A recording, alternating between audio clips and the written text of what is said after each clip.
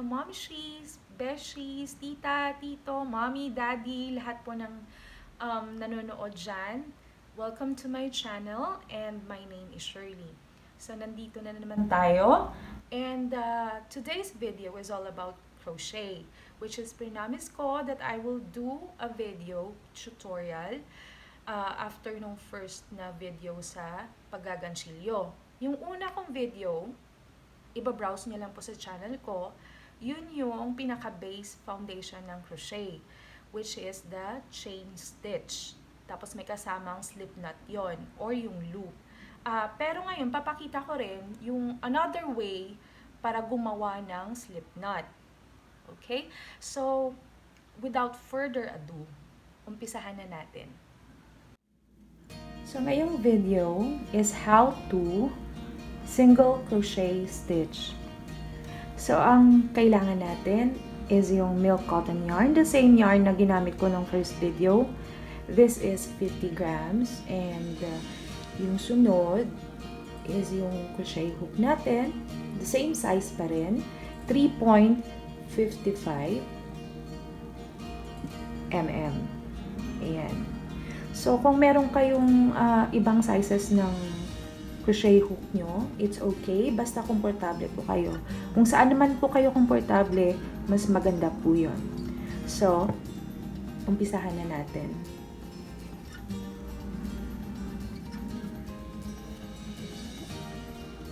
Nabanggit ko pala kanina, dun sa introduction ko, may another way of doing the slip knot o yung loop sa umpisa. Ito po yun.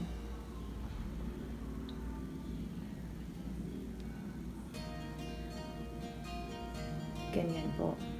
Tapos, itong yarn na to, ito, iabante mo lang po siya sa harap. Ganyan. Pagkatapos po niyan, itong katabi niya, this one,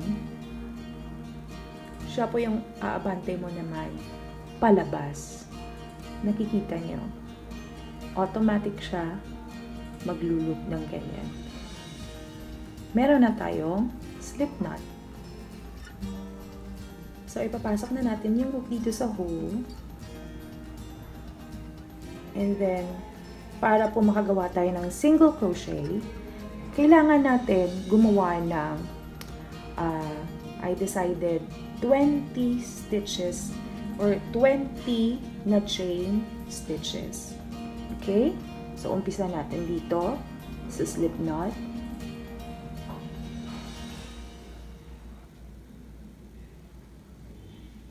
One, two, three, four, 5,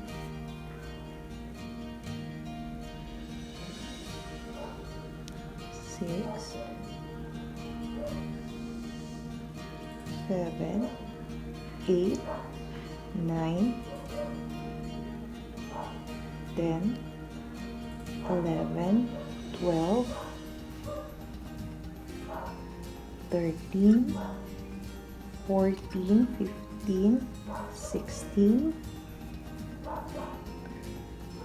17, 18, 19, 20. Ayan, na-complete na natin yung 20 chain stitches. So, pag umabot na kayo dito sa 20, or depende sa gusto nyong haba, every single crochet stitch, kailangan ko lagi mag-a-add ng 1 chain stitch. Okay? Na-gets nyo na? So, lagi po yan. Kasi, dapat po, sumakto po siya sa bilang. Kasi yung spacing po yan, pag nag-row 2 ka sa second row, doon mo pa gagawin yung single crochet. So, ito yung 20, ito yung additional 1. So, ang gagawin mo, tatandaan mo lang kung saan yung 20. Tapos, ito yung additional 1. So, ipapasok mo yung hook dito sa 20. Hindi dito sa 1. Okay? So, ipapasok po siya dyan. Tapos, may dalawang hole yan, diba? So, kukuha ka ng yarn at ipapasok mo siya sa dalawa. Yan po ang single crochet. Okay. So, ang gagawin natin is isi-single crochet natin lahat hanggang dumating tayo dito sa last. So, sige. So, ang single crochet, diba, ito yon, yung kasunod.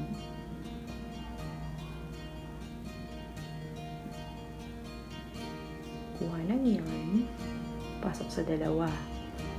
Yung sunod niya,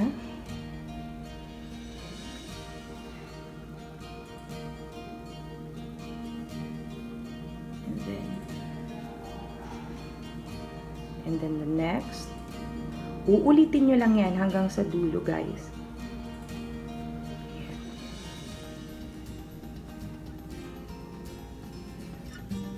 Hanggang umabot tayo sa dulo.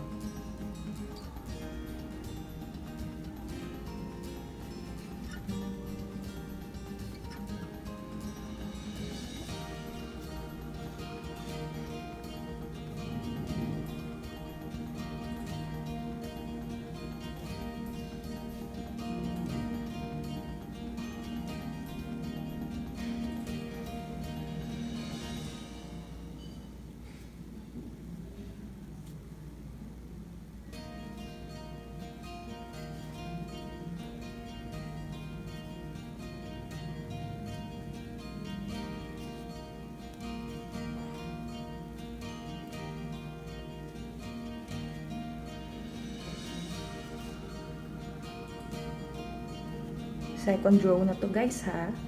So, ito na yung single stitch.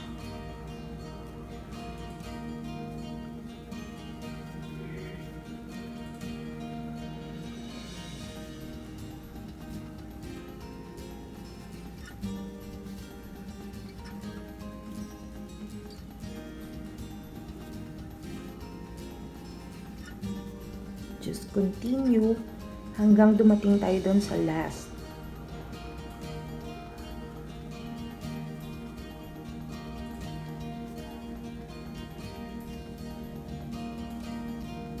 Okay, ito na yung last. So, single crochet pa rin tayo. And then, ayan. Ayan na, guys, yung single crochet. Tapos, kung gusto nyo padagdagan dito, kasi may gagawin kayo or something, or kung anong gagawin nyo dyan, like, basta straight lang siya, pahaba, or scarf, pwede naman yun. So, ang gagawin nyo, para dudugtungan nyo siya, mag-expand kayo ng ilang layer or ilang rows, ganito lang gagawin nyo, guys. Ito yung harap, diba? So, babaligtarin nyo lang siya. Okay? Pagkatapos, pag nagbaligtad nyo siya, same process. Add one chain stitch. Okay? Laging add one po tayo, ha? So, ito yung last. So, dyan tayo papasok. Ayan. Next.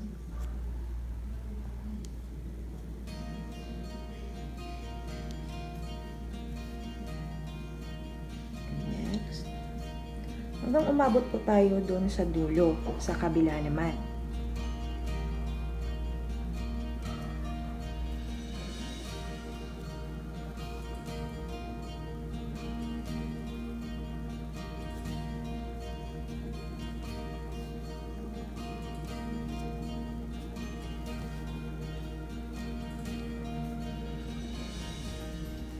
Marami na po kayong magagawang yarn creation nito sa single crochet stitch.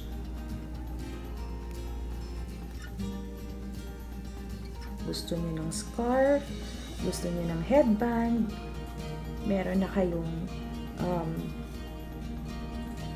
stitch na magagawa. I mean, creation pala. tiyagaan lang to ang paggaganchilyo. Hindi po to nirarush. Kasi pag nirush po natin, masisira po yung yarn. Yung maghihimulmul po siya. Kaya, patience.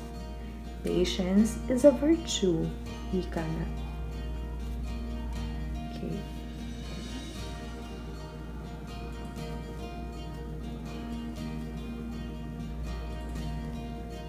Malapit na.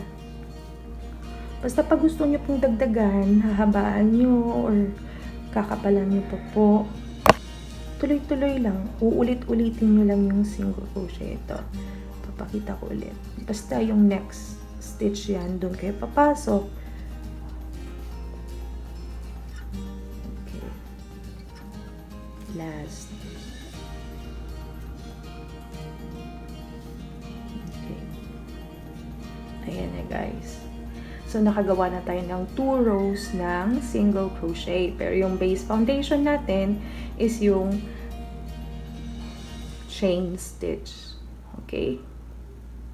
So, pag gusto nyo padagdagan ulit yan ng another layer, reverse nyo lang. Babaliktarin nyo lang ulit. Diba?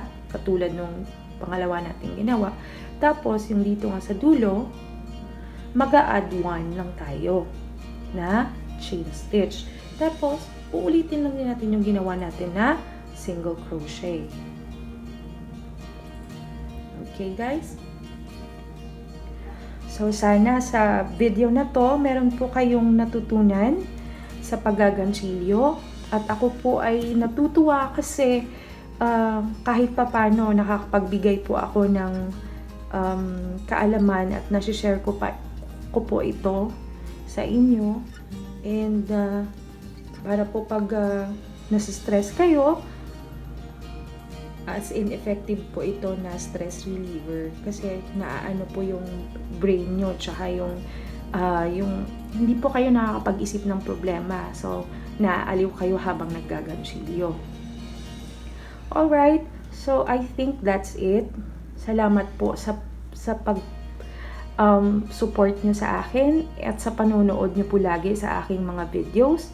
Sa next video po, ang gagawin ko na naman is yung double crochet. Kasi ito, single crochet ito. So, the next video, aabangan nyo po guys ha. And don't forget to subscribe on my channel.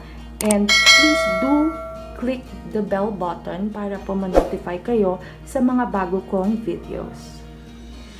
Thank you and God bless.